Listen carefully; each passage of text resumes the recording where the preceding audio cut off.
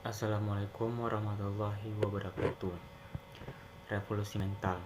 Sebelum lanjut pada pembahasan terkait revolusi mental, saya akan memperkenalkan anggota kelompok. Yang pertama, Refli Novel, yaitu saya sendiri. Yang kedua, Ruhaina Nur Rizky. Yang ketiga, Deli Ayu Rizka. Yang keempat, Ulfa Nurahmi. Baiklah, kita akan lanjut pada pembahasan revolusi mental. Revolusi mental. Dalam konteks Indonesia, istilah revolusi mental ini pertama kali dicetuskan oleh presiden yang pertama kita, yaitu Soekarno pada tanggal 17 Agustus 1957. Revolusi mental ala Soekarno adalah semacam gerakan baru untuk menggembleng manusia Indonesia menjadi manusia baru yang berhati putih, berkemauan baja, bersemangat elang Raja Wali, dan berjiwa api. Semangat revolusi mental ini juga kemudian menjadi dasar bagi Soekarno pada tanggal 17 Agustus 1964 untuk memperkenalkan gagasan Trisakti. Dan apa yang dimaksud dengan gagasan Trisakti, yaitu ada 3. Yang pertama, Indonesia berdaulat dalam politik. Yang kedua, Indonesia berdikari dalam ekonomi. Yang ketiga, Indonesia berkepribadian dalam kebudayaan. Selanjutnya, gagasan revolusi mental ini kemudian pada tahun 2014 digaungkan kembali oleh presiden kita yang ketujuh, yaitu Joko Widodo. Presiden Joko Widodo menyerukan untuk memulai sebuah gerakan nasional revolusi mental untuk mengubah kebiasaan lama menjadi kebiasaan baru demi mewujudkan Indonesia yang berdaulat, berdikari, dan berkepribadian. Gerakan revolusi mental juga sudah dimasukkan ke dalam rencana pembangunan jangka menengah nasional pada tahun 2014 sampai 2019. Nah, di sini apakah yang dimaksud dengan revolusi mental tersebut? Yang saya rangkum yaitu adalah gerakan nasional untuk mengubah cara pandang, pola pikir, sikap-sikap, nilai-nilai, dan perilaku bangsa untuk mewujudkan negara yang berdaulat, berdikari, dan berkepribadian. Nah, di sini dapat diartikan dengan kata lain, revolusi mental adalah sebagai gerakan hidup baru bangsa Indonesia yang bertumpu pada 3 nilai-nilai dasar. Yang pertama, integritas, etos kerja, dan gotong royong. Nah, 3 tujuan revolusi mental yang secara umum yaitu yang pertama, mengubah cara pandang, pola pikir, sikap, perilaku, dan cara kerja yang berorientasi pada kemajuan dan kemodernan sehingga Indonesia menjadi bangsa besar dan mampu berkomunikasi dengan bangsa lain di dunia.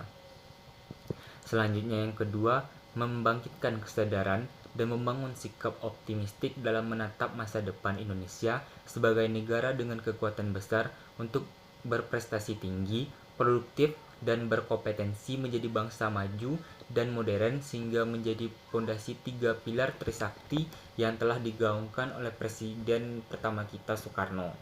Selanjutnya, mewujudkan Indonesia yang berdaulat secara politik, berdikari secara ekonomi, dan berkepribadian yang kuat melalui pembentukan manusia Indonesia baru yang unggul. Selanjutnya, ada 8 prinsip revolusi mental. Yang pertama, revolusi mental itu harus berfokus pada gerakan sosial untuk mendorong kemajuan. Yang kedua, adanya tekad politik untuk menjamin kesungguhan dari pemerintah. Di sini kita lihat kesungguhan pemerintah yaitu dimasukkannya ke dalam rencana pembangunan jangka menengah pada tahun 2014 sampai 2019. Yang ketiga, harus bersifat lintas sektoral. Yang ketiga, kolaborasi antara pemerintah, masyarakat sipil, sektor privat, dan akademisi. Sehingga dengan adanya kerjasama tersebut, maka diharapkan dapat revolusi mental itu berjalan dengan sempurna. Yang kelima, diawali oleh program pemicu untuk mengubah perilaku masyarakat secara konkret dan cepat. Yang keenam, desain program harus user friendly, populer, menjadi bagian dari gaya hidup dan sistematik secara holistik. Yang ketujuh, nilai-nilai yang dikembangkan bertujuan mengatur kehidupan sosial dan bukan mengatur moralitas privat. Di sini lebih ditekankan kepada kehidupan sosial seseorang daripada kehidupan pribadinya. Yang kedelapan, dampaknya dapat diukur. Nah, 3 nilai utama revolusi mental tersebut adalah yang pertama, integritas, yang kedua etos kerja, dan yang ketiga gotong royong. Nah, di sini apakah yang dimaksud dengan integritas tersebut? Nah, integritas adalah sebagai kesesuaian antara apa yang dikatakan dengan apa yang diperbuat, berkata dan berlaku jujur, dapat dipercaya, berpegang teguh dengan prinsip-prinsip kebenaran, moral, dan etika. Yang selanjutnya, etos kerja. Nah, apakah yang dimaksud dengan etos kerja tersebut? Yaitu sebagai sebuah sikap yang berorientasi pada hasil yang terbaik, semangat tinggi dalam bersaing, optimis, dan selalu mencari cara-cara yang produktif dan inovatif. Dan yang ketiga, gotong royong. Nah, gotong royong dapat diartikan sebagai sebuah keyakinan mengenai pentingnya melakukan kegiatan secara bersama yang bersifat sukarela supaya kegiatan dikerjakan dapat berjalan dengan cepat, efektif, dan lancar. Nah, di sini siapa sajakah yang harus melakukan gerakan mental tersebut sehingga dapat tercapai?